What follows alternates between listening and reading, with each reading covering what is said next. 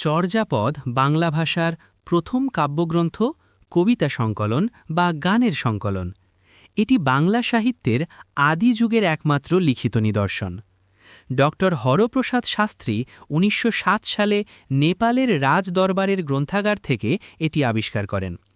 চর্যাপদের চর্যাগুলো রচনা করেন বৌদ্ধ সহজিয়াগণ।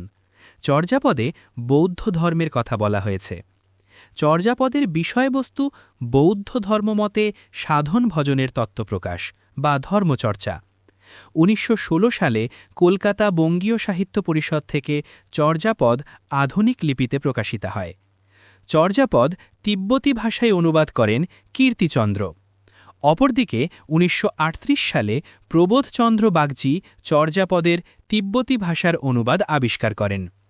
১৯২৭ সালে ড মুহাম্মদ শহীদুল্লাহ সর্বপ্রথম চর্যাপদের ধর্মতত্ত্ব বিশ্লেষণ করেন। বিজয়চন্দ্র মজুমদার ১৯২০ সালে প্রথম চর্যাপদের ভাষা নিয়ে আলোচনা করেন।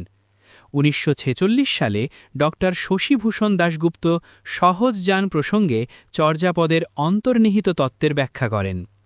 বিহারের বিখ্যাত পণ্ডিত রাহুল সাংকৃত্যায়ন বৌদ্ধ সিদ্ধাচার্য, বৌদ্ধ সহজযান ও চর্যাগীতিকা নিয়ে ইংরেজি ও হিন্দিতে প্রচুর গবেষণা করেন।